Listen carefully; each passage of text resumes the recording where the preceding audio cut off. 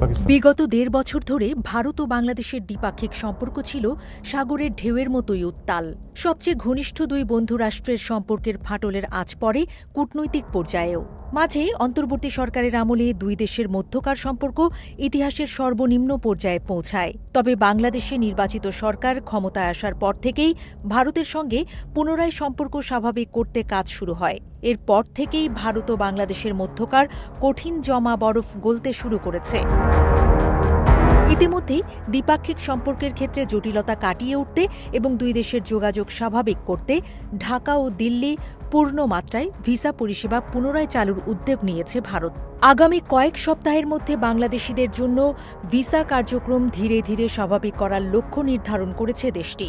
বাংলাদেশ ইতিমধ্যে পুনরায় ভারতীয় নাগরিকদের জন্য সব ধরনের ভিসা দিতে শুরু করেছে। বর্তমানে ঢাকায় ভারতীয় ভিসা প্রক্রিয়া ধাপে ধাপে পুনরায় চালুর পরিকল্পনা চলছে। সংশ্লিষ্ট সূত্রে জানা গেছে, আগামী কয়েক সপ্তাহের মধ্যে ভারতও পূর্ণমাত্রায় ভিসা কার্যক্রম চালু করতে পারে।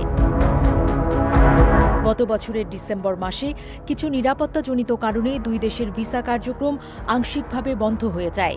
বিশেষ করে দুই দেশের ভিজিট ভিসা পুরোপুরি বন্ধ ছিল। তবে গত ফেব্রুয়ারি থেকে পুনরায় ভারতের বিভিন্ন শহরে অবস্থিত তাদের ভিসা কেন্দ্রগুলো চালু করে বাংলাদেশ।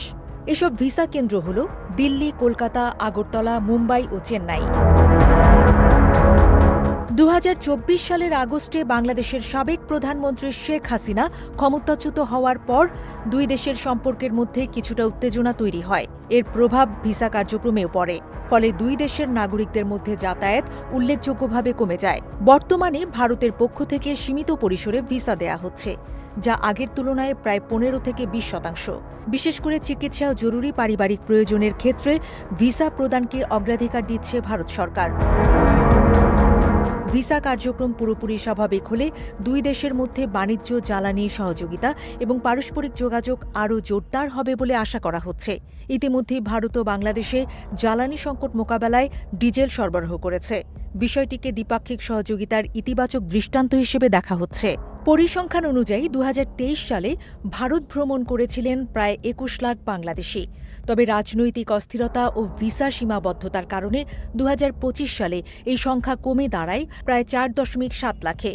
তাই ভিসা কার্যক্রম পুনরায় চালু হওয়া দুই দেশের কূটনৈতিক সম্পর্ক উন্নয়নের একটি গুরুত্বপূর্ণ পদক্ষেপ। এর মাধ্যমে ভবিষ্যতে দ্বিপাক্ষিক সহযোগিতা আরও বৃদ্ধি পাবে বলে ধারণা করা হচ্ছে।